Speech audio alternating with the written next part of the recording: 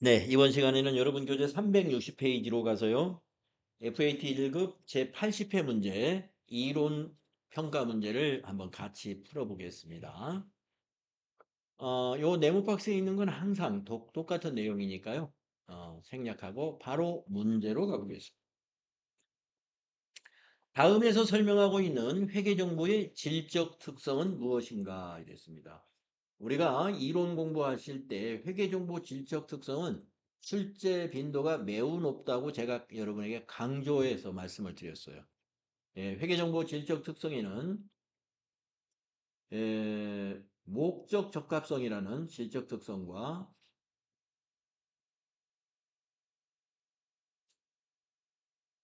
신뢰성, 이 두 가지가 아주 중요한 질적 특성이었고요. 그 다음에 이제 비교 가능성도 질적 특성 중에 하나입니다. 비교 가능성. 시험에서는 목적 적합성과 신뢰성을 가지고 주로 출제를 해요. 자, 그러면 한번 여기 네모 박스에 있는 설명을 보겠습니다. 회계정보에 대한 오류나 미리 의도된 편견 없이 객관적이고 검증 가능하며 나타내고자 하는 바를 충실하게 표현해야 한다는 정보의 특성. 네, 신뢰성에 가까운 설명 같아요? 목적 적합성에 가까운 설명 같습니까? 예, 신뢰성을 설명하고 있는 거. 여러분, 신뢰성의 하위 질적 특성에 세 가지가 있었는데요. 그게 뭐냐면 표, 검,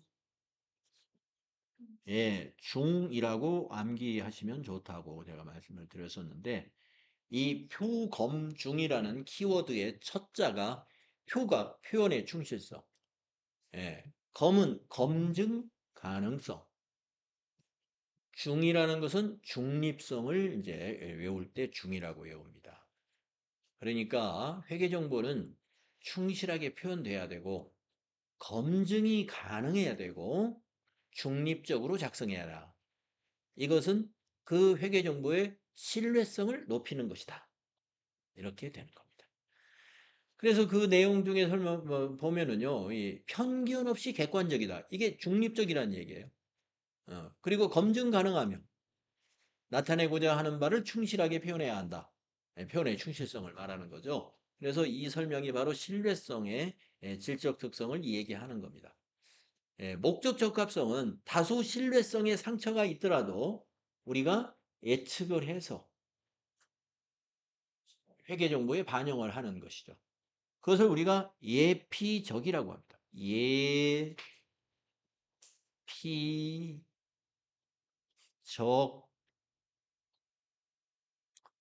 예피적. 네. 목적 적합성은 다소 신뢰성의 질적 부분이 좀 저하되더라도 목적에 적합한 회계 정보가 되어야 된다. 그러려면 예측치를 많이 이용해도 좋다. 예측치. 그래서 예측해가지고 적시에 회계 정보를 발표하는 거죠. 그래야 피드백을 할 수가 있습니다. 피드백. 그 회계정보 이용자들이 빨리 의사결정을 할 수 있도록 해주는 거예요. 계획을 수정한다든가 이런 걸 피드백이라고. 그래서 목적 적합성인 회계정보다 하는 것은 우리가 여러분들이 이제 신문 뉴스상에 보면은 가령 3월 말일이 오늘인데 벌써 오늘 막 경제신문에 무슨 회사의 영업이익이 얼마라더라. 아니 아직 말일이 지난 지가 이제 하루밖에 안 됐는데 어떻게 그렇게 빨리 나오지? 네, 확실한 건 아니에요. 그런데 이렇게 소문이 나와서 예측이 그렇게 된다. 지난주까지의 계획이 이렇게 실적은 나왔으니까 이번 주에도 이 정도 되겠지 하고 예측해가지고 막 보도를 하거든요. 그래가지고 빨리 피드백 할 수 있도록. 네. 그러니까, 이거 뭐, 3월 1분기 실적이 굉장히 좋게 발표될 것 같은데 4월 중순쯤에 그러면 아유 이 단기 투자하는 사람들은 그 회사 주식을 이 예측같이 예측된 그 정보를 보고서 빨리 피드백 한단 말이에요. 예, 단기 투자를 한다든가. 예, 그래가지고 4월 중순쯤에 확실히 이제 발표가 회사에서 정식 발표가 나면은 그때 만약에 주가가 많이 오른다. 그러면 이제 예, 매입했던 거 처분해가지고 단기 차익을 챙긴다든가 뭐 이런 것이죠. 그게 이제 뭐냐면은 목적에 적합한 예, 회계의 질적 특성을 갖춰야 된다. 이런 하나의 예가 되겠습니다. 예피적, 목적 적합성, 표검 중 신뢰성, 암기사항이에요. 답이 1번입니다. 다음에 2번을 볼까요? 다음 중 자본 변동표에 대한 설명으로 옳은 것은 이야, 이 자본 변동표를 문제를 냈네요. 네, 우리 자본 변동표는 여러분 교재에서 딱 두세 줄밖에 안 나왔습니다. 예, 자본 변동표는 기업의 자본의 변동을 보여주는 표다. 예, 재무제표 중에 하나예요. 예, 그럼 한번 설명을 보겠습니다. 기업 실체에 대한 자본의 크기와 그 변동에 관한 정보를 제공하는 재무보고서다. 네, 뭐 설명 뭐 충분한 것 같아요. 네, 1번이 옳은 것 같습니다. 그러면 나머지 2, 3, 4 한번 보는 거예요. 정말 틀렸는지. 일정 시점 현재 기업 실체가 보유하고 있는 경제적 자원인 자산과 경제지금인 부채 그리고 자본에 대한 정보를 제공하는 재무보고서다. 여러분 2번은 무엇을 설명한 거예요? 재무상태표. 네, 재무제표 중에 재무상태표 설명한 거예요. 네, 그래서 자본변동표 설명한 게 아닙니다. 그 다음에 3번을 보시면은 일정 기간 동안 기업 실체의 경영 성과에 대한 정보를 제공하는 재무보고서다. 이건 뭘 설명하는 겁니까? 예, 손익계산서를 설명하고. 그 다음에 4번을 보면은 일정 기간 동안 기업 실체에 대한 현금의 유입과 현금의 유출에 대한 정보를 제공하는 재무보고서다. 무슨, 뭘 설명할까요? 예, 현금흐름표 설명한 겁니다. 네, 그래서 여기서는 1번이 자본 변동표를 설명한 것이다. 네. 우리가 자본 변동표에 대해서 크게 관심 갖지 않고 공부를 했지만 이 정도는 맞출 수 있어요. 왜냐? 재무상태표 뭔지 여러분 잘 아는 거고 손익계산서가 뭔지 잘 아는 거라. 예. 그렇죠. 네, 뭐 그러니까 뭐 국어 시험도 예. 그냥 뭐 좀 예. 뭐 약간의 국어 실력만 있으면 바로 예, 1번이 답이다. 자, 그래서 80회 문제 1, 2번 지금 이런 식으로 재무 회계에 대한 문제를 출제하고 있는데 3번은 어떤 것이 출제됐나 볼까요? 자, 1월 1일 날 1,500만 원, 150만 원을 출자했어요. 설립을 했군요. 주식회사 한국이 26년 12월 31일 재무상태표의 자산부채 개정 과목이 다음과 같답니다. 기말에 자산 부채를 알려준 거 보니까 예, 기말 자본을 우리 보고 예, 구하면 된다 이 말이죠. 그러면서 26년 당기순이익이 얼마냐? 여러분 이 문제가 우리 앞에 79의 문제 그 문제하고 똑같은 문제예요. 예. 자, 기초 자본이 150이었다 이거예요. 1월 1일 날 출자해서 설립한 회사니까 그 1월 1일 날 자본이 150밖에 없었던 거예요. 예, 그리고 재무상태표에 기말에 자산 부채를 알려줬으니까 기말 자본 나오잖아요. 음. 자, 단 당기 순이익 이외의 자본 변동이 없었답니다. 그러면은 뭐 증가한 것이 다 당기 순이익이에요. 이야, 여기서 자산이 어디서부터 어딘가요? 자산, 자산, 자산, 자산, 자산. 자산을 여기서 골라내야 되겠군요. 예. 그리고 다 더하고요. 부채를 또 골라볼까요? 부채, 부채, 부채. 예. 이렇게 두 가지로 나누어서 더해 보십시오. 자산이 110,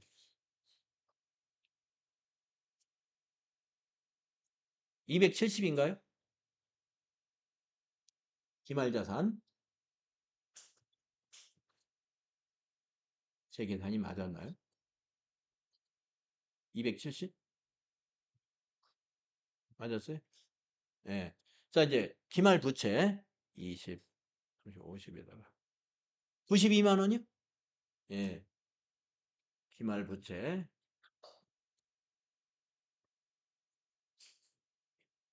예. 요세 개 더하니까 지급보험하고 외상매금은 50에다가 예. 92만 원.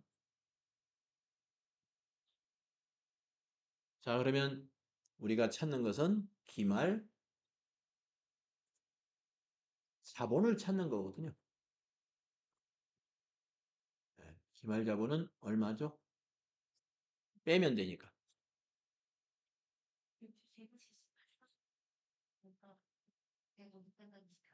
270에서 92만 원 빼면 128만 원?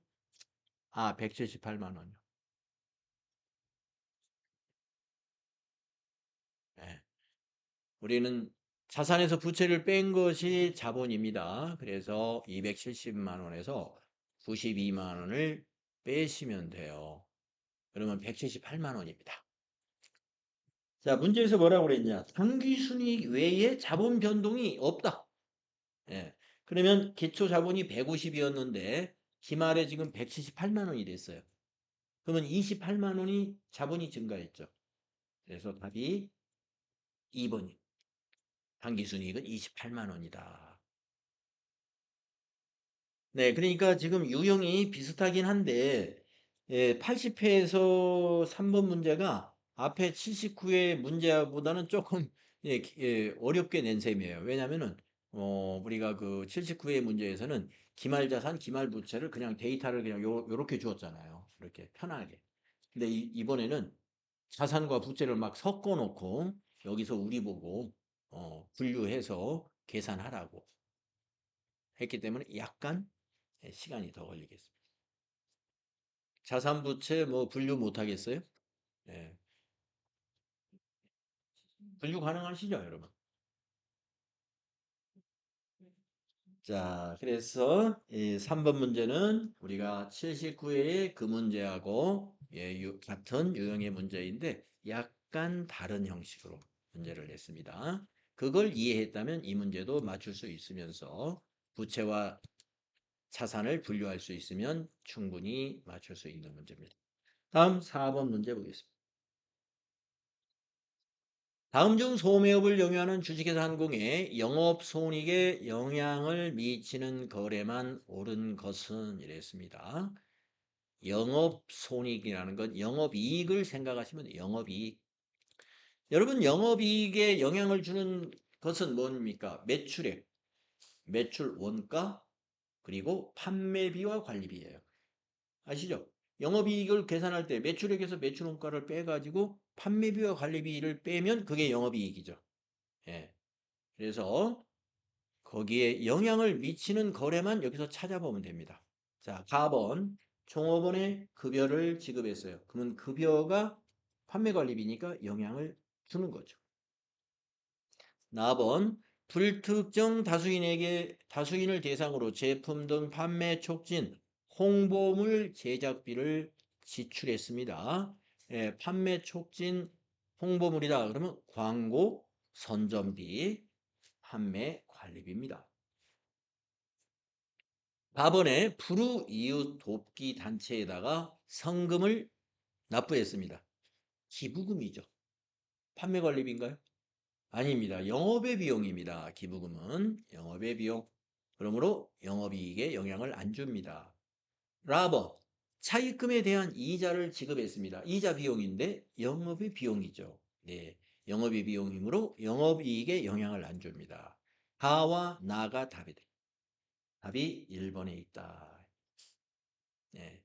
여러분이 영업이익을 어떻게 구하는지를 아시고 즉 손익계산서 구조 여러분 꼭 외워야 하라고 제가 말씀을 드렸고 그 다음에 판매관리비와 그리고 영업의 비용을 구분하면 이 문제를 맞출 수 있어요. 네. 판매관리비 성격인 지출과 판매관리비가 아닌 영업의 비용 성격인 지출 기부금이라든가 이자 비용은 영업외적인 비용이다. 이런 걸 구분할 수 있으면 맞출 수 있다. 다음은 5번으로 가보겠습니다. 다음은 주식회사 한공의 결산일 매출채권 관련 자료입니다. 결산 회계 처리로 옳은 것은 이랬어요. 이렇게 결산 문제가 이론에도 나온다 이런 얘기예요. 그러면 매출채권에 대해서 우리가 결산 때 하는 일은 뭐냐? 대손 충당금을 추가 설정하는 작업을 하죠. 자동 분계로 해가지고 우리가 추가 설정 금액을 입력한 다음에 점표 추가 눌렀지 않습니까? 예, 추가 설정. 그때 분계는 차변의 대손 상각비, 대변의 대손 충당금입니다. 예, 분계는 그렇게 돼요. 차변의 대손 상각비, 대변의 대손 충당금이 됩니다. 자, 그러면은 내용을 보면은요. 매출 채권이 500만 원 잔액이 있습니다. 결산 전에 합계잔액사항표에 대손 충당금 계정의 잔액이 10,000원이 있는 상태예요. 그런데 매출 채권에 대하여 1%의 예상을 하고 있어요. 대손을. 그러면 500만 원의 1%이므로 5만 원으로 예상을 하고 있는 거죠. 5만 원을 대손이 발생한다 이렇게 보는 거예요. 근데 만 원이 있어요. 지금 잔액이. 4만 원을 회계 처리해야 되죠. 4만 원 추가 설정한 것은 몇 번인가요? 예, 1번입니다. 차변의 대손 장갑비 4만 원 비용 발생시키고 대변의 대손 충당금 4만 원 보충을 하면은 이제 대손 충당금의 잔액은 5만 원으로 1%가 충당이 되는 거죠. 예, 1번이.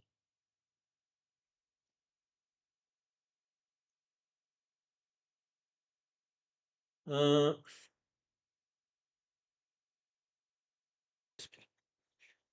자, 6번 보시겠습니다. 361쪽 6번. 다음은 주식회사 항공의 특허권 취득 관련 자료입니다. 특허권 무형자산이죠. 26년도 결산 시 무형자산 상각비 얼마인가요? 이렇게 물어봤습니다.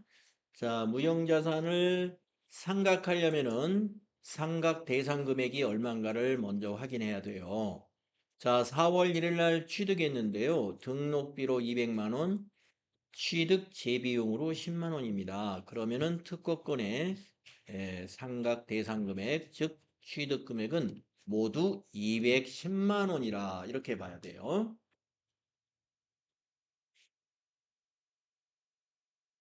그리고 상각 방법은 정액법이고요. 내용 연수 5년 월할 상각한다 이렇게 되어 있습니다. 자, 그러면은 무형자산의 상각 방법은 정액법을 주로 문제로 많이 냅니다. 정액법을 많이 쓰기 때문에. 그러면 5년으로 나누면 1년치가 나오겠죠. 나누기 5. 예.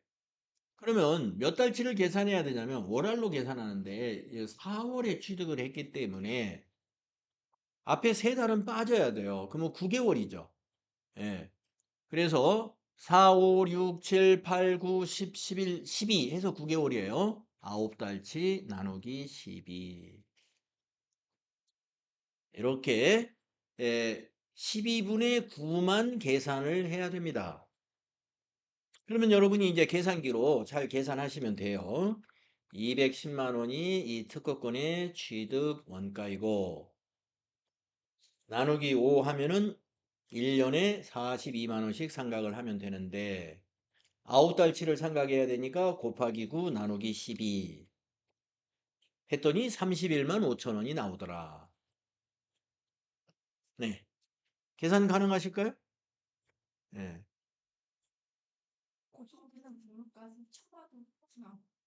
아, 거기다가 입력까지 네. 뭐 그렇게 입력까지 하면은 정답 이렇게 나옵니다. 31만 5천 원. 그래서 계산기로 이렇게 월할로 계산하실 수 있어야 됩니다. 네. 감가상각비, 무형자산 상각비를 문제로 냈군요. 무형자산 상각비. 예. 여기 분계 한번 여러분, 한번 여러분 분계 한번 생각을 해보십시오. 차변의 개정가액이 뭘까요? 아닙니다. 결산 때 특허권을 증가시켜요? 예. 31만 5천 원만큼 비용을 발생시켜야 되는데 차변에 감가상각비는 유형자산. 이건 무형자산이니까 차변에 무형자산 상각비. 예, 무형자산 상각비 31만 5천 원. 예, 결산 분계가 그렇게 돼요. 무형자산 상각비입니다. 또는 무형고정자산 상각비. 뭐 무형으로 검색해 보면 개념과목이 나올 테니까 예, 무형자산 상각비라고 하겠습니다. 차변은 비용이에요. 대변은 개념과목이 뭘까요? 백상각 누계. 그건 유형자산일 때는 그래요. 유형자산은 간접상각을 하기 때문에 차감 계정으로 자산을 감소시켜주죠. 그런데 무형자산은 직접 상각을 해요. 그렇죠. 대변이 그냥 특허권. 네. 자, 무형자산은 직접 상각한다. 직접 상각. 네. 기억이 안 나요? 네. 기억을 제가 더듬어 드리는 거예요. 네. 기억을 되살려. 유형자산의 상각은 간접상각이에요. 감가상각 누계액이라는 해당 자산의 차감 계정을 만들어 가지고 쓰고 있죠. 근데 무형자산은 직접 상각합니다. 예, 무형자산은 직접 상각을 하기 때문에 대변의 자산 감소를 직접 하면 돼요. 예, 특허권이면 대변의 특허권. 만약에 개발비면 대변의 개발비. 이렇게 예, 바로 빼준다는 거죠. 예, 그래서 직접 상각이라고 합니다. 그래서 6번 문제를 조금 스타일을 바꾼다면은 이렇게 무형자산 상각비가 얼마냐라고 문제를 내는 게 아니라 이걸 특허권에 대한 자료이다. 결산 수정계로 옳은 것은 이렇게 문제를 낼 수도 있죠. 그러면 그러면요. 예, 그렇게 문제를 낼 수도 있습니다. 그러니까 실제 하시는 분이 이 문제의 난이도를 내가 어떤 정도로 낼 거냐에 따라서 이렇게 그냥 무형자산 상각비를 계산만 할 줄 알면 예, 이 답을 이 문제를 정답으로 맞는 걸로 하고 싶다. 그러면 이렇게 문제를 낼 것이고 회계 처리까지 할 수 있어야 될 것 같은데 그러면 질문을 이렇게 하지 않고 26년 결산 시 이 특허권의 결산 분계로 옳은 것은 이렇게 물어볼 거란 말이에요. 그러면 이제 우리가 찾아야 될 답은 차변의 무형 고정자산 상각비 31만 5천 원, 대변의 특허권 31만 5천 원, 이 보기를 찾아야 된다.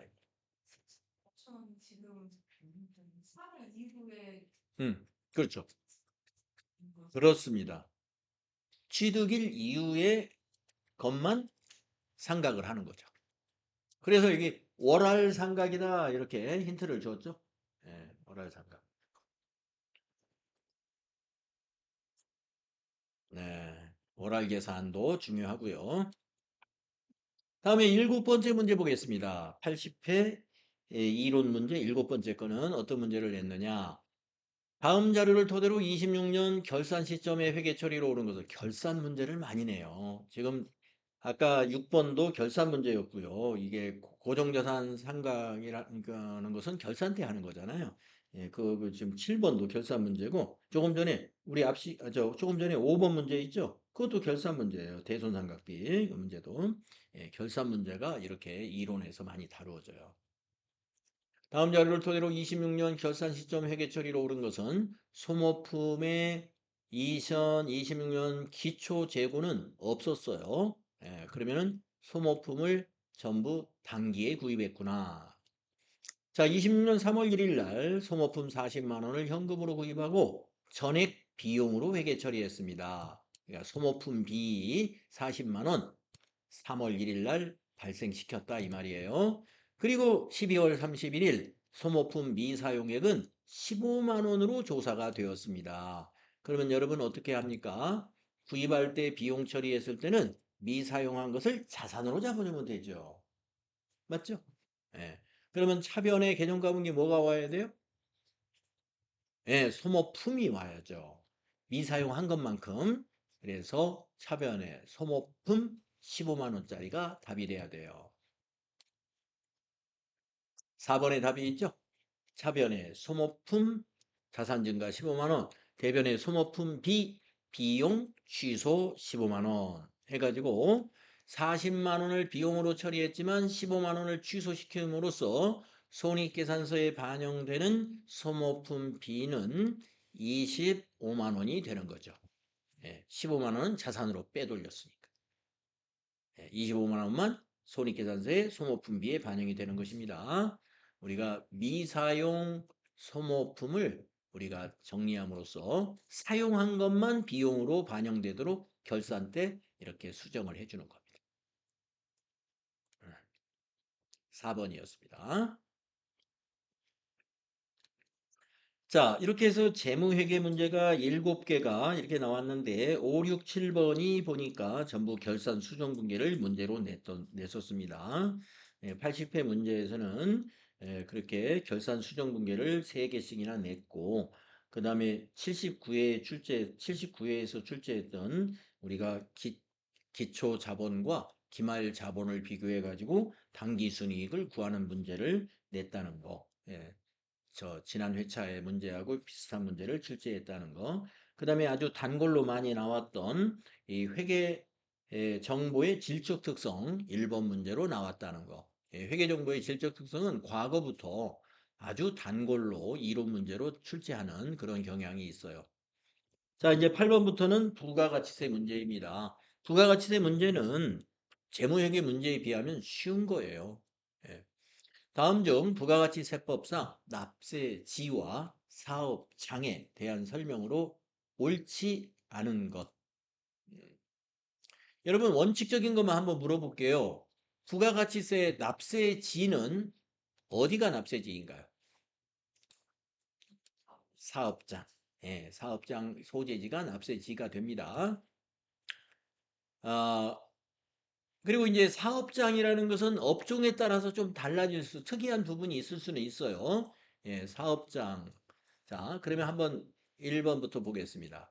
부가가치세는 사업장마다 신고 납부하는 것이 원칙이다. 맞아요. 사업장마다 신고 납부하는 게 원칙. 그 다음에 2번, 무인 자동 판매기. 이게 좀 특별한 사업이에요. 무인 자동 판매기니까 우리 자판기 사업자를 말하는 거예요. 그래서 이 자판기를 통한 사업은 해당 판매기가 설치된 장소가 사업장이다. 그렇죠. 답이 2번이 틀렸네요. 우리가 자판기를 설치를 말이죠. 설치한 장소를 사업장으로 보진 않아요. 네. 이 자판기 사업 같은 경우는 사물을 총괄하는 곳을 사업장으로 봐요. 사물을 총괄하는 곳. 그러니까 사무소가 있을 거 아니에요. 자판기 사업자의 사무소. 만약에 사무소 없이 자기 집에서 사물을 본다. 그러면 자기 거주지, 그 주소지가 사업장이나 마찬가지예요. 사물을 보는 곳이 집이면. 자판기 있는 곳을 사업장으로 보지는 않습니다. 그래서 2번이 틀렸어요.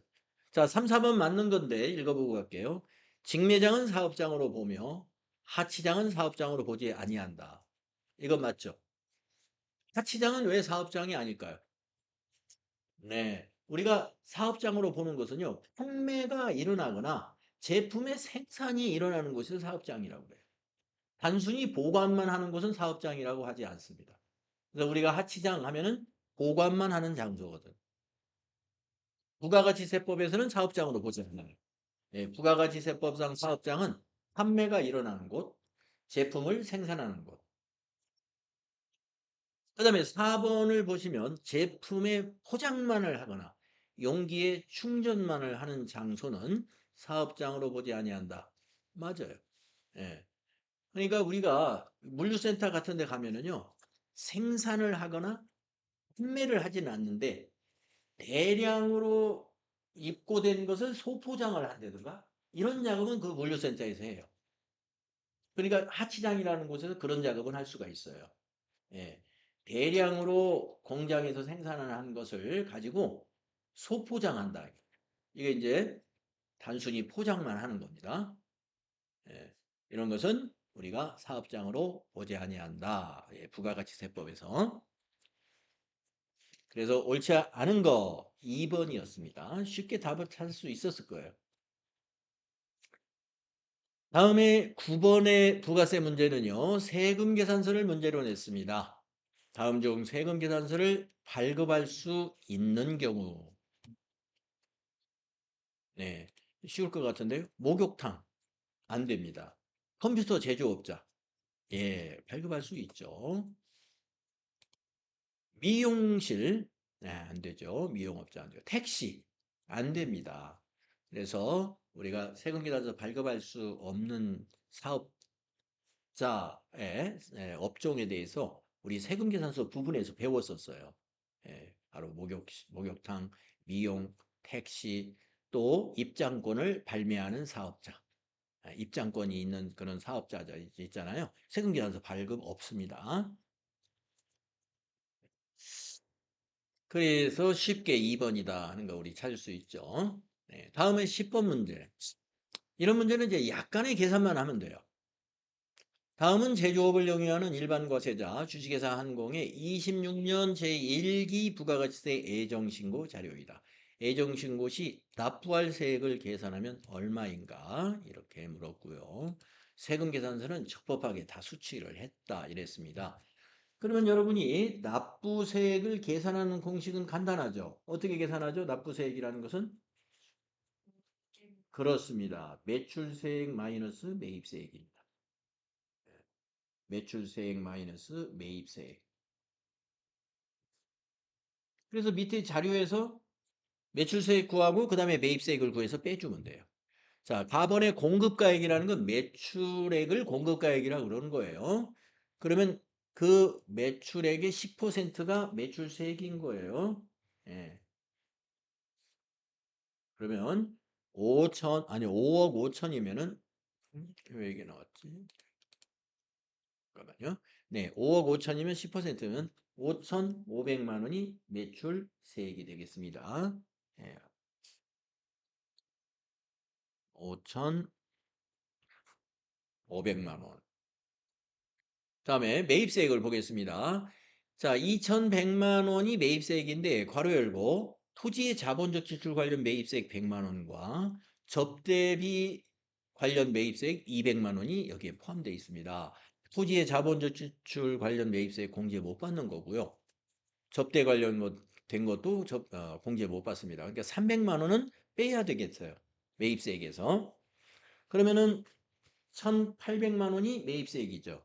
자, 매출세액 5,500만 원에서 1,800만 원을 뺀 것을 우리가 답을 찾으면 됩니다.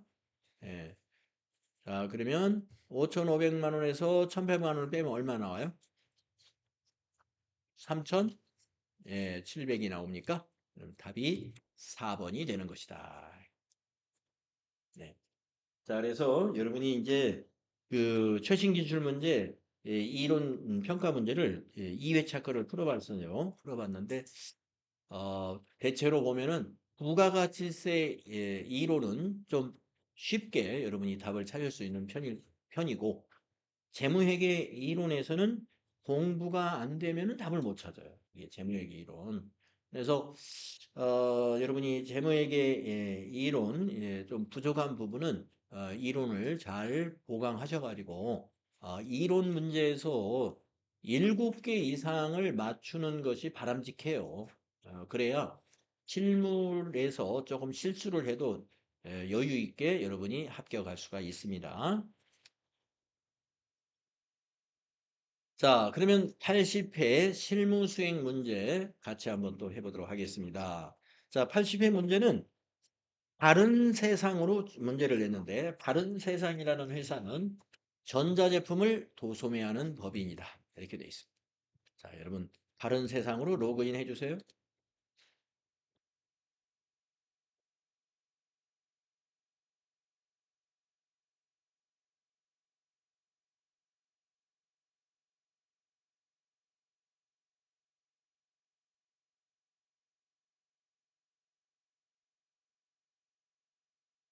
네, 로그인 되셨나요? 자, 그러면 실무 수행 1번 들어가 보겠습니다. 거래처별 초기월 등록 및 수정, 미수금에 대한 명세서입니다. 자료 설명도 읽어보시는 게 먼저 읽고 문제를 풀면 돼요. 바른세상의 전기분 재무제표는 2월 받아 등록되어 있다. 거래처별 초기 2월 사항을 입력하시오. 그러면 우리는 어디로 가느냐면 기초정보관리에 거래처별 초기 2월은 맨 끝에 있어요. 거래처별 초기 2월 클릭하시고 재무상태표가 다 여기 넘어와 있네요. 만약에 안 불러져 있다 그러면 여기 기능 모음에서 불러오기 해가지고 전기분 재무상태표를 여기서 불러오면 됩니다. 예, 불러왔더니 더 많이 늘어났는데 아까 네, 불러와도 괜찮아요. 예, 불러오기. 예. 자, 그래서 거래처별 초기 2월 데이터를 보고서 미수금이니까 미수금은 자산에 여기에 대한 거죠. 요 300만 원만 초기 2월 하라는 겁니다. 자, 그러면 여기 클릭하시고 미수금 클릭하신 다음에 여기 코드란을 더블 클릭하죠. 코드란을 더블 클릭을 해서 더블 클릭할 필요가 없네요. 왜냐면 자료에 보니까 코드가 다 나와 있어요. 예, 5030 직접 타이핑하면 돼요. 5030 엔터. 130만 원 직접 입력하면 돼요. 그 다음에 21010 코드가 있는 것은 검색할 필요가 없으니까요. 50만 원. 31112 거래처 코드가 있을 때는 직접 입력하면 돼요. 없으면 더블 클릭해서 검색하세요. 그래서 이 세 개의 거래처의 금액을 다 입력했을 때 밑에 차액이 0 나와야 돼요.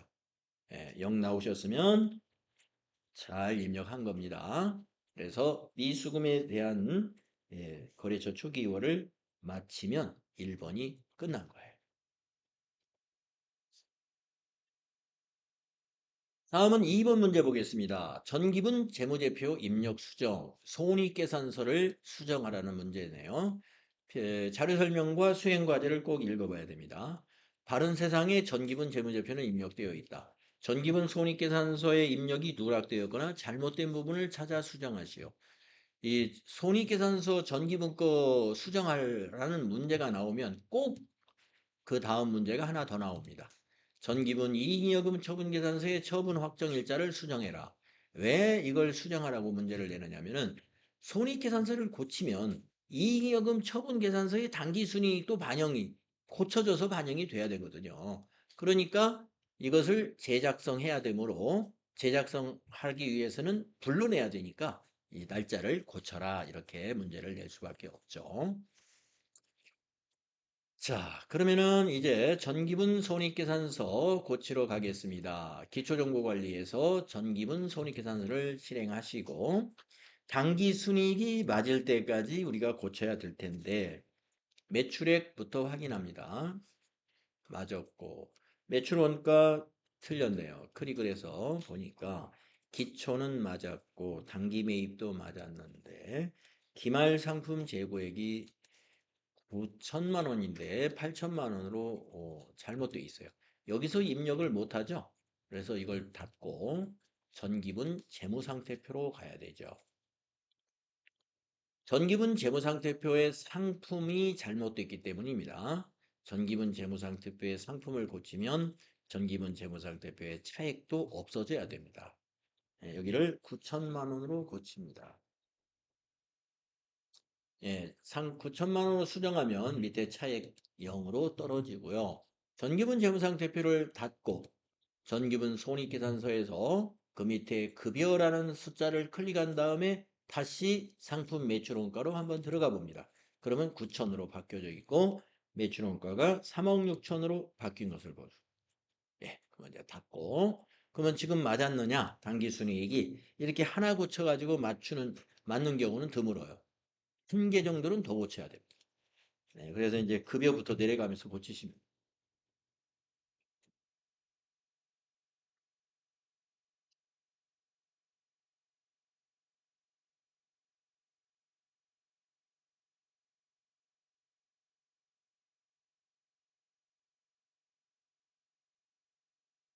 많이 고쳐보면 빨리빨리 찾아집니다. 이자 비용이 빠진 것을 저는 찾았어요. 네, 그럼 밑에 빈 줄에다가 코드에다 클릭하고 이자로 검색해서 이자 비용 931 선택하시고요. 4800 플러스. 예, 이제 두 개를 고쳤으니 지금 좀 맞았겠죠. 당기순이익 141 420 000. 예, 맞았습니다. 두 개 고쳤는데도 안 맞았다. 그러면 하나 고치면 진짜 맞을 거예요. 하나 더 고치면. 그래서 보통 전기분 재무제표나 전기분 손익계산서 수정하라는 문제가 나올 때 두 개 고치면 답이 나올 수 있도록 문제를 내는 편이고 아니면 하나 더 세 개를 고치면 답이 나온다. 자, 이제 닫아주시면 되고요. 또 하나 해야 될 게 있죠. 전기분 이익여금 처분계산서로 들어가야 돼요. 그 이유는 요 당기순이익이 바뀌어야 되기 때문에 그래요. 우리가 당기순이익이 141420000이 예, 여기 반영이 됐죠. 예, 방금 우리가 손익계산서 고쳤기 때문에 반영이 된 거예요. 자, 날짜를 그 처분 확정일 요 날짜를 예, 수정하라는 얘기입니다. 2026 0228로 이렇게 입력해 주면 요 전기분 이익여금 처분계산서가 재작성돼 가지고 저장이 됩니다. 문제가 있을까요? 네, 전기분 손익계산서가 매출원가가 3억 6천만 원으로 수정되어 있나요? 그러면 이자 비용 혹시 아까 480만 원 입력을 했을까요? 예, 이자 비용 빼먹고.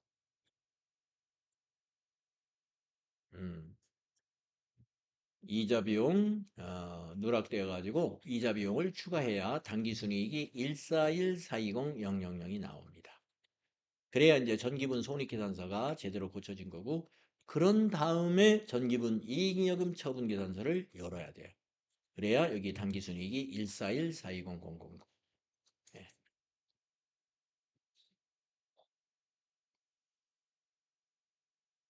자, 다음 문제. 이제 기초정보관리가 끝나고 거래자료 입력이다 하는 문제를 만나게 됩니다.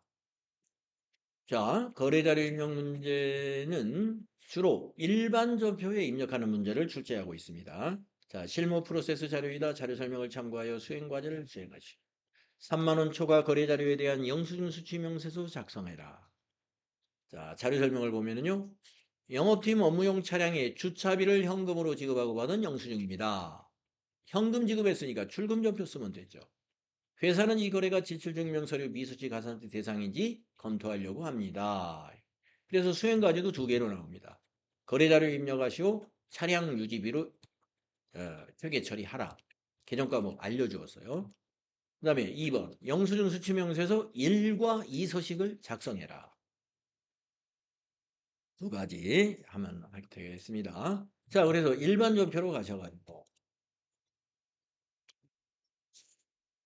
영수증의 날짜를 보시면은 거래 날짜가 3월 25일이기 때문에 3월 25일로 날짜를 입력하시고 3월 25일 출금 구분에 출금한 다음에 차량 유지비 코드 잘 선택해 주세요. 822번 거래처 지나가시고 금액은 4만 원 입력합니다. 네, 그래서 차변의 차량 유지비, 대변의 현금입니다. 그리고 나서 전체 메뉴에 여기 결산 재무제표에 영수증 수취명세서 클릭하셔가지고 2번 탭에 먼저 입력을 해요. 2번 탭. 예. 그 위에 두 개는 백데이터로 입력이 된 거니까 세 번째 줄에다가 추가하시면 됩니다. 2026 0325 상호 강남 유료 주차장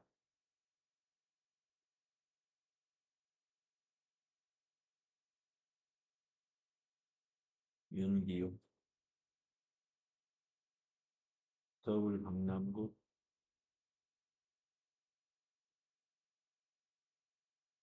역삼로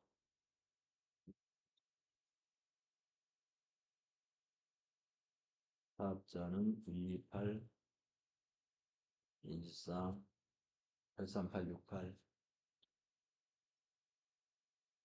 거래 금액은 4만 원. 계정 과목 아까 우리가 차량 유지 아니 계정 과목 아니에요. 구분. 자, 구분에 주차비가 있느냐? 예, 없습니다. 예, 유료도로 통행료는 있습니다만 주차비 없어요. 그러면 지나가시면 됩니다. 계정 과목은 아까 입력했던 차량 유지비 822번을 여기다가 입력해 주는 거예요. 그리고 적요는 예, 주차비라고 타들. 그리고 이 서식 1번에 가야 돼요. 가면은 여기 아직 2건으로 돼 있잖아요. 이걸 3건으로 만들어 줘야 돼요. 어떻게 하느냐? 명세서 이 블록이라는 요 단추를 눌러 줘야 돼요. 그래야 3건으로 됩니다. 그런 다음에 이걸 닫을 때 저장을 하겠다고 해줘야 돼요. 예. 저장하시겠습니까? 물어보잖아요. 이 탭을 닫을 때. 그럴 때 예를 꼭 해줘야 됩니다. 예. 그러면 이 문제가 끝나게 되겠습니다. 3만 원 초과 거래 아주 잘 나와요. 예. 한 문제 우리가 79회에서도 했었죠. 네.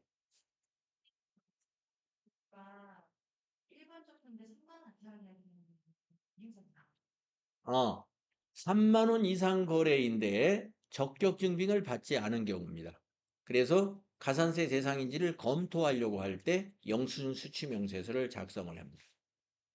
예. 우리 시험에서는 작성하라고 한 것만 작성하시면 됩니다.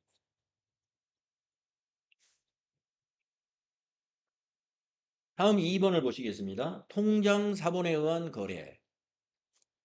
자료 설명, 자료 2개가 있었는데 자료 설명을 보면은 IBK 기업은행의 중소기업 긴급 경영 안정자금 대출에 대한 원금과 이자를 국민은행 보통예금 계좌에서 이체해서 상환했다.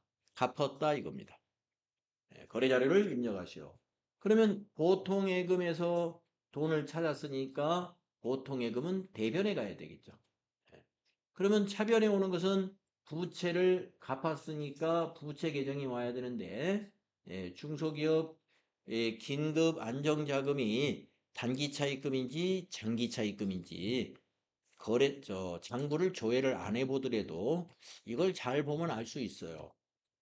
네, 여기 대출한 날짜가 나와 있어요. 25년 10월 1일 날 대출을 했고요. 우리가 지금 만기 날짜가 4월 30일입니다. 그러면 1년 이내가 만기일이 되죠? 7개월, 10, 11, 12, 그 다음에 4월. 7개월간 빌린 거잖아요? 그러니까 계정 과목은 단기 차입금이에요. 요 2천만 원이 단기 차입금, 차변의 부채 감소가 되고, 그 다음에 약정이자 17만 7,600원 지급했습니다. 차변의 이자 비용이 17만 7,600원이 되겠습니다. 2천만 원은 단기 차입금. 단기 차입금. 그 다음에 약정 이자는 이자 비용. 이게 차변 요소가 되겠습니다. 자, 그러면은 거래 날짜 4월 30일 통장에 거래일이 찍혀 있으니까요. 입력을 하겠습니다. 4월 30일. 대변에 103번. 거래처 조심해야 돼요. 이 분기에서는 거래처가 매우 중요합니다. 국민은행 보통 예? 아니 보통예금이 예, 보통 예금은 국민은행 거예요. 네, 네, 자료 2번을 자료 2, 예, 기업은행은 이제 그 저기고 차입금 거래처고, 예, 지금 이제 저는 지금 보통예금 입력하니까 보통예금은 국민은행 보통예금에서 이체. 이 그래서 이 거래처가 아주 중요합니다. 이 거래처를 잘못 넣으면요 나중에 그 평가 문제에서 거래처 원장 조회라든가 여기에서 막 잘못 답이 틀리게 나와요. 그리고 이제 차변이 단기 차입금이 하나 있죠. 단기 차입금. 여기가 이제 기업은행 거죠. 기업은행. IBK 기업은행. 기업으로 검색하면 이거 꼭 코드로 넣어야 돼요. 예. 98007. 그게 2천만 원. 그리고 차변의 비용 발생, 이자 비용이 있죠. 931이. 이건 거래처 코드 신경 안 써도 돼요. 이자 비용은. 그럼 17만 7,600원.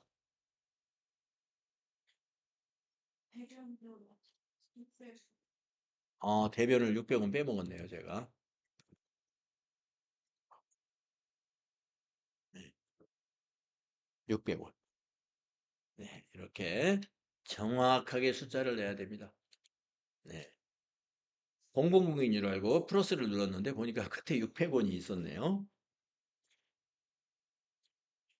네, 여기서 중요한 것은 거래처 코드다. 보통예금에는 국민은행 보통코드, 그 다음에 단기차입금에는 IBK 기업은행 코드, 요 두 개가 중요하다. 네, 그 다음 세 번째 문제는 매도 가능 증권 구입에 관한 문제가 나오네요. 주로 단기 매매 증권을 문제로 내는데 79회, 80회에서는 우리가 계속 매도 가능 증권을 주제로 해서 문제 내는 게 나오고 있습니다. 여러분 매도 가능 증권을 많이 다루네요. FAT 1급에서. 자, 자료 설명을 봅니다.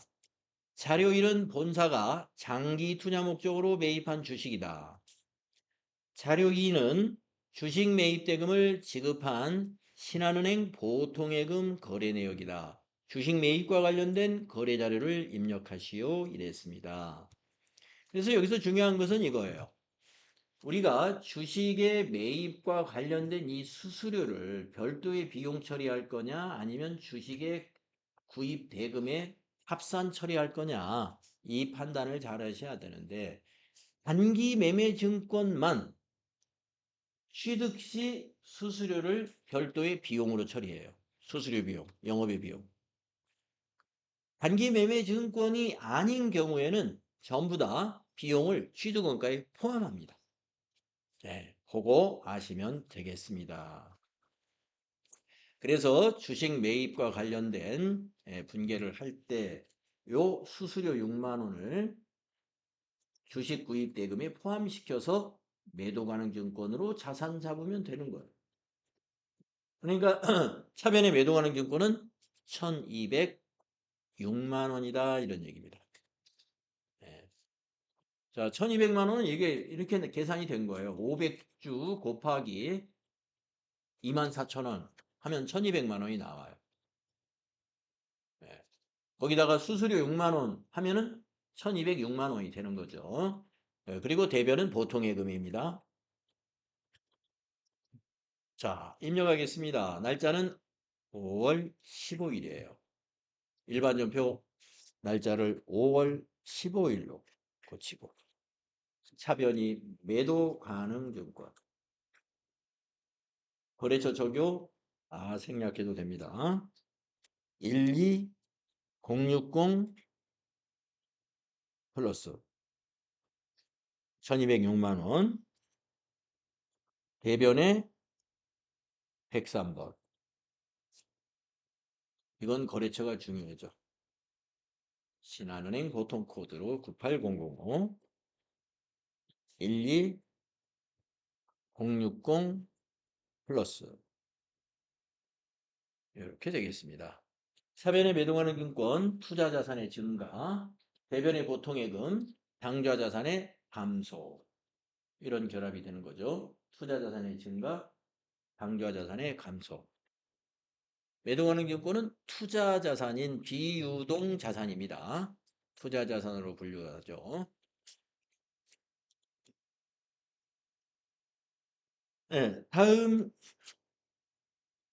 네 번째 자료. 이 어음 관련한 문제 한 문제씩 이렇게 나와요.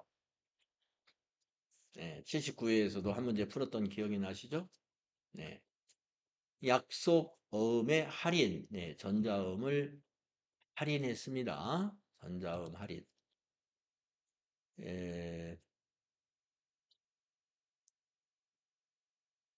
자료 설명을 보겠습니다. 경은전자에서 받아 보관 중인 전자음을 국민은행 역삼지점에 할인받고 할인료를 차감한 잔액을 국민은행 보통예금 계좌로 받았습니다. 자, 어음을 할인하는 이유는요. 지금 현금 사정이 안 좋아서 그래요. 만기까지 보관하고 있으면 2천만 원이 되는 건데 지금 만기가 9월 달이에요. 근데 우리는 지금 8월 달이란 말이에요. 지금 당장 현금이 지금 긴급한 거예요. 그래서 은행에다가 이걸 매각하고 할인료 차감 당하는 겁니다. 거래자료 입력하시오. 매각 거래로 처리할 것 이렇게 했고요. 그 다음에 자금 관련 정보를 입력하여 받으러 현황에 반영하시오. 할인 기관은 국민은행 당좌이다. 이 문제를 보니까 여러분 얼마 전에 제가 그 질문을 받고 제가 엉뚱한 대답을 했더라고요. 그때 그 영상을 보니까. 무슨 말이냐면 그때 여러분들이 여기 이제 매각 거래로 처리하라 이렇게 이제 그 수행과제에서 나오잖아요. 그러니까 무슨 질문을 하셨냐면은 그러면 매각 거래 말고 다른 거래가 뭐 있습니까? 이렇게 질문하셨거든요. 다른 거래 있어요. 그러니까 지금 이 매각 거래라는 건 뭐냐면은 국민은행에다가 이 어음을 완전히 양도했다 이거예요. 매각했다. 그러면 매각하지 않고 어떤 경우가 있느냐? 어음을 담보로 주고 돈을 빌릴 수도 있어요. 예, 은행에 가서 은행에서 받아만 준다. 예, 은행에 이 어음을 가지고 갑니다. 가지고 가서 이 어음은 서울 양천구에 있는 경은전자가 발행한 어음인데 이 경은전자는 믿을 만한 회사다. 예, 그래서 9월 20일이 만기인데 우리가 지금 8월 달에 당장 지금 현금 사정이 안 좋으니 이 어음을 내가 은행에다가 담보로 제공할 테니 2천만 원짜리니까 우리 지금 급한 돈이 1천만 원이야. 1천만 원만 좀 한 달만 빌려줘. 이렇게 은행에 가서 돈을 빌리는 거예요. 그러면 그게 뭐냐? 차입금이에요. 단기 차입금. 예. 그 분계는 대변에 받을 어음이 아니라 어음을 양도한 것이 아니기 때문에 우리는 이거는 이제 어음을 양도했기 때문에 대변에 받을 어음 처리할 거거든요. 2천만 원을. 근데 요걸 담보로 해서 1천만 원만 돈을 빌렸다고 봐요. 담보는 거래가 아니에요. 그러니까 1천만 원에 대한 회계 처리만 하는 거예요. 대변에 단기 차입금 국민은행. 그리고 차변에 그걸 보통예금으로 받았으면 차변에 보통예금. 자, 근데 1천만 원을 빌려줄 때 이자를 떼고 좀 빌려줍니다. 선이자. 한 달치 이자를 받아야 되겠죠? 그래서 은행에서 1천만 원을 빌려줄 때 만약에 이자가 5만 원이다 그러면 5만 원 공제하고 주는 거예요. 그러면 차변에 보통예금은 1,995만 원이 되겠죠? 그러면 5만 원을 뭘로 처리하면 될까요? 이자를 떼고 우리가 돈을 받았으니까 이자 비용.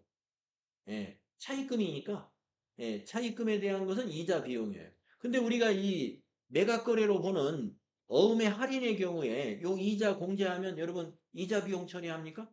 뭘로 처리하죠? 할인료. 까먹으셨어요? 여기에 이제 분명히 할인료가 있단 말이에요. 여기 2천만 원인데 여기 보니까 통장에 들어온 건 1,980만 원 들어왔어요. 그러면 20만 원 여러분 무슨 계정으로? 이자 비용으로 처리하나요? 8자예요. 계정 과목 이름이 좀 길긴 해요. 할인료를 뭘로 처리했죠? 그렇죠. 처분 손실만 생각나도 처분 입력하면 됩니다. 예, 맞았어요. 매출채권 처분 손실입니다. 예. 그러니까 우리가 어음을 할인을 하는데 우리가 매각이다 그러면은 매출채권 처분 손실이 이자를 매출채권 처분 손실로 처리하는 거고 이걸 담보로 해서 돈을 빌린 거다. 그러면 이자 비용 처리하는 거예요. 그런데 담보로 해서 돈을 빌렸다는 문제를 이 AT 시험에서 출제한 적이 없습니다. 예.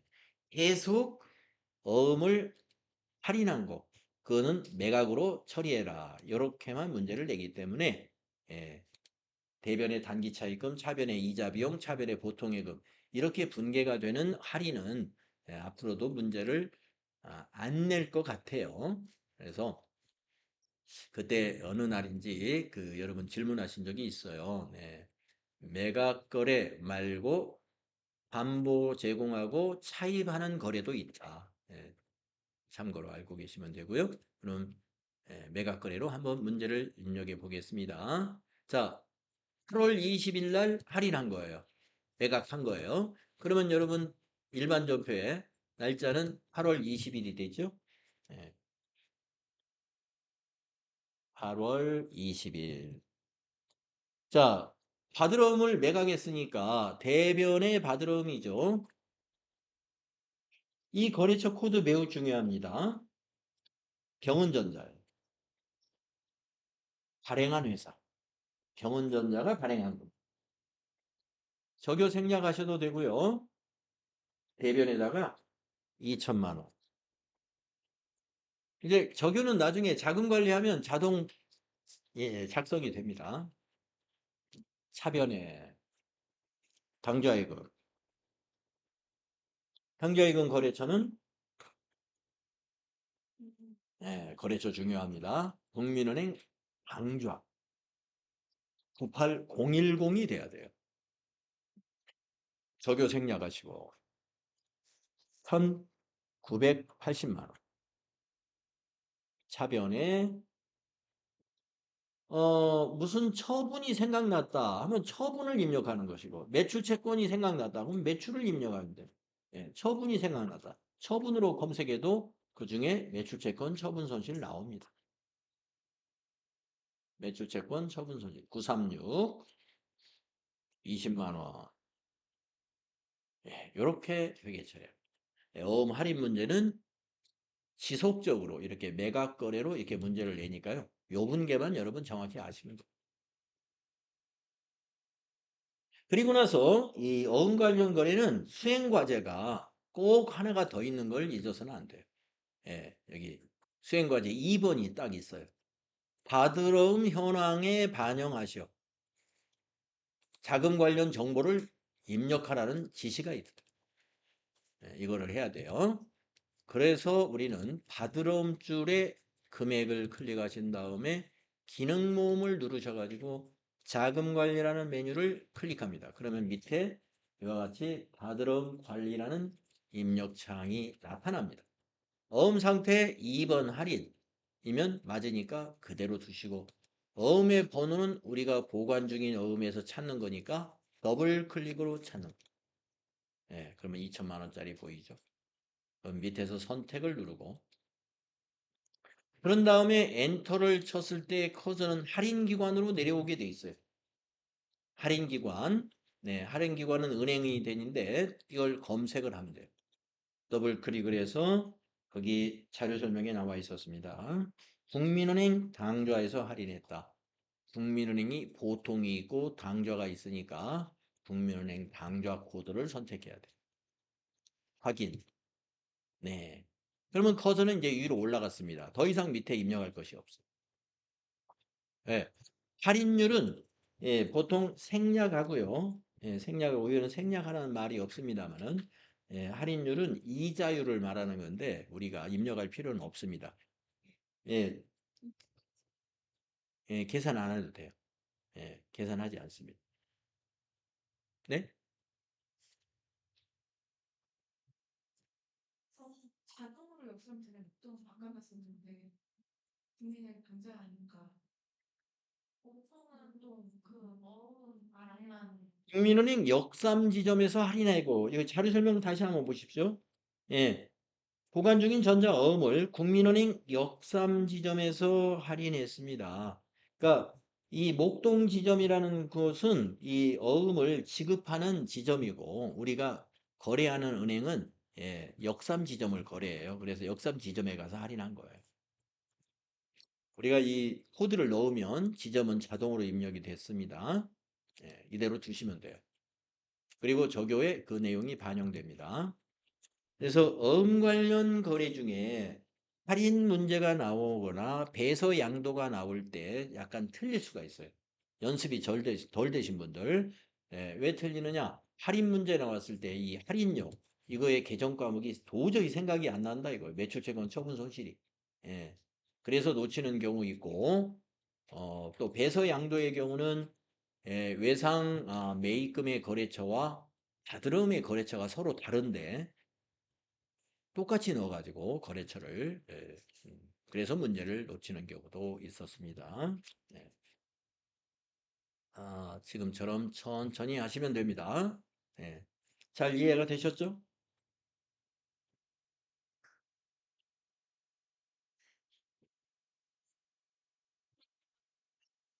자, 다음 5번 문제로 가보겠습니다. 5번 문제. 예, 5번 문제가 거래자료 입력의 마지막 문제일 거예요. 일반 전표 입력 문제의 마지막 문제예요. 자, 통장 사본에 의한 거래 입력. 체크카드 영수증. 네. 여러분, 체크카드하고 신용카드가 뭐가 다른지 아시죠? 예. 그렇죠. 체크카드는 통장에서 돈이 인출되는 거예요. 예, 통장에서. 예. 신용카드하고 다르죠. 자, 자료 설명을 보겠습니다. 자료 1은 대표이사가 업무와 관련하여 ESG 경영 이론과 실무라는 도서를 구입하고 받은 체크카드 영수증이다. 그래서 여러분, 카드로 샀구나 해서 미지급금 일 거다. 이렇게 생각하면 아닙니다. 법인카드로 샀으면 미지급금이 되겠죠. 근데 체크카드로 샀어요.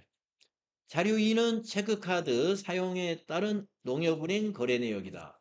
예, 자료 2까지 딱 좋네요. 예. 보통 예금에서 돈이 나갔잖아요.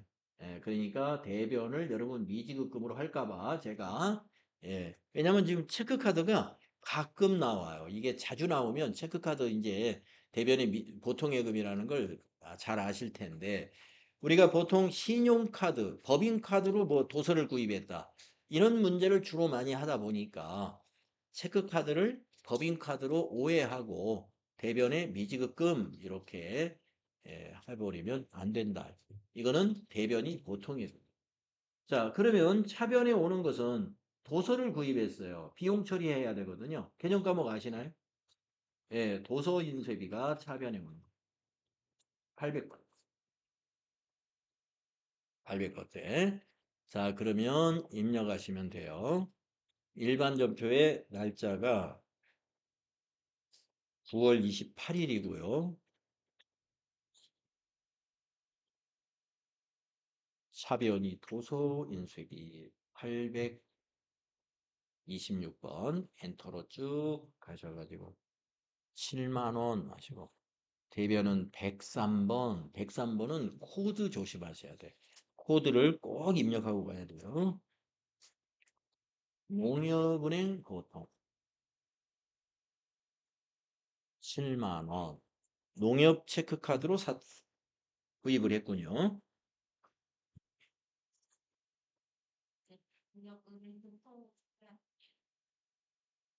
오, 제가 잘못 봤습니다. 예, 잘 보셨네요. 틀렸네요, 저는. 예. 체크카드 계좌가 따로 있었어요. 네, 99605입니다. 9960. 네, 거래처 조심하십시오. 체크카드인 경우에 그냥 보통 예금 계좌이지만 보니까 농협 계좌가 두 개 있었어요. 예, 농협으로 검색해 보니까 계좌가 두 개 있었는데 그냥 저는 위에 거를 덜커덕 하고 말았는데 두 번째 겁니다. NH 농협 BC 체크카드 계좌 그걸 적용해야 돼요. 맞습니다. 네. 그래서 이제 이런 문제가 나중에 그 평가 문제에 이 저 우리 예, 어, 아, 농협은행 보통이네. 어, 근데 J코드 왜 이렇게 나왔을까요? 체크카드. 농협은행, 여기 자료는 농협은행 보통. 예? 계좌번호가 351006 이렇게 돼 있어요. 그지. 예. 여기 농협으로 검색하셔가지고, 어우, 죄송합니다. 예. 위에 거, 예, 제가 틀린 줄 알았는데, 이게 맞았는데, 그럼, 함정인가요? 네. 참. 저는 체크카드인 줄 알았습니다. 진짜. 인가 봐요. 그 자체가 체크카드인 거죠. 055는 그냥 아, 체크카드. 카드 거래처구나. 예, 카드 예, 예, 예. 예금은 보통 예금이. 맞습니다. 예. 우리가 카드를 발급받잖아요. 그러면 카드 거래처에 입력을 하거든요. 이건 카드 거래처에 있는 체크카드예요. 예, 예. 아주 잘 보셨어요. 지금 방금 그거 체크해 주지 않으셨으면, 예, 제가 또 틀릴 뻔했는데, 여기 계좌번호가 있네요. 네. 요거는 뭐예요? 계좌가 보통에 맞아요. 네, 보통예금, 농협 보통예금. 자, 그래서 한번 보시게 되면은 거래처를 한번 확인해 보면요. 우리 그 거래처 등록이라는 메뉴에 가보세요. 가보면은 금융거래처에 가면은 농협은행 보통 351 코드로 된 계좌가 하나 있고요. 그 다음에 카드 탭에 가보면은요. 농협 체크카드, 예, 매입카드로 우리 법인카드처럼 체크카드 발급받았으니까 카드 거래처에다 넣어놓은 거예요. 예, 아까, 예, 그 카드 거래처를 제가 통장으로 잘못, 예, 카드 거래처였네요. 네, 카드가 되어 있거든요. 영수증에는, 예, 영수증에는 체크카드 사용했으니까 체크카드가 적혀 있지만 통장은 보통예금 통장에서 빠져나가요. 예, 맞습니다. 이거 예, 잘못하면은 이게 틀릴 확률이 있어요. 그래서 체크카드 문제 조심해야 돼요. 예. 법인카드보다 이게 저 까다로워요. 법인카드는 그냥 대변에 미지급금이면 끝이거든요. 카드 거래처 하나고. 근데 여기는 지금 카드 거래처 여기는 체크카드로 돼 있고 이게 통장은 보통예금이고 예. 보통예금에서 돈이 인출될 것이다라고 했는데 예, 하다 보니까 또 오락가락 했습니다. 예, 보통예금으로 하시면 된다. 네, 또 질문? 네. 아, 아, 정리할 시간이에요? 네. 자, 그러면 부가가치세 풀이는 네, 다음 시간에 하도록 하겠습니다. 네. 네. 네.